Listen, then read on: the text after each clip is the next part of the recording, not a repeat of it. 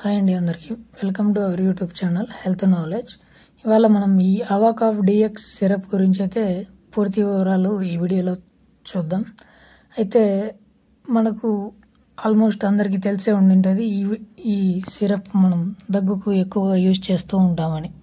కాకపోతే ఈ సిరప్ ఎప్పుడు యూజ్ చేస్తే మంచిది అంటే పొడి దగ్గు ఉన్నప్పుడు యూజ్ చేస్తే మంచిదా, లేకపోతే తడి దగ్గు అదే గల్లతో కూడిన దగ్గు ఉంటే ఉన్నప్పుడు యూజ్ చేస్తే మంచిదా, లేకపోతే మనకు దగ్గు జలుబు చేసినప్పుడు ముక్కులు అనేటివి ఊపిరాడకుండా మూసుకుపోతూ ఉంటాయి, ఆ టైంలో యూజ్ చేస్తే మంచిదా, ఇంకా లేకపోతే గుండె జలుబు నెమ్ము అంటే పిల్లి కూతలతో కూడిన నెమ్ము అనేది ఉండడం జరుగుతుంది, ఆ టైంలో యూజ్ చేస్తే మంచిదా అనే వివరాల గురించి ఈ వీడియోలో అయితే కంప్లీట్గా తెలుసుకుందాం.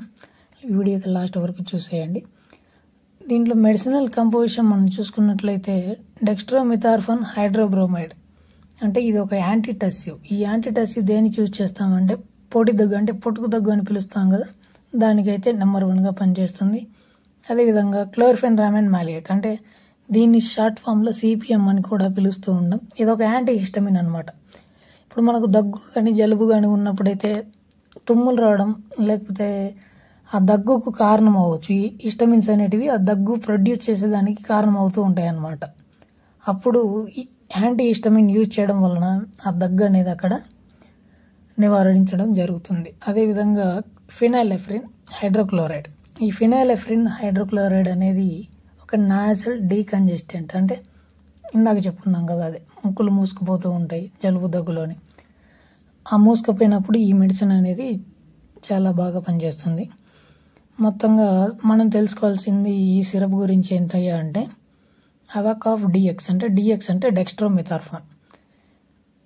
ఇది యాంటీటసివ్గా మనం చెప్పుకున్నాం కదా, ఇది మనకి ఎప్పుడైతే పొడి దగ్గు ఉంటుందో ఆ పొడి దగ్గులో ఇది బ్రహ్మాండంగా మనకు పనిచేయడం అయితే జరుగుతుంది.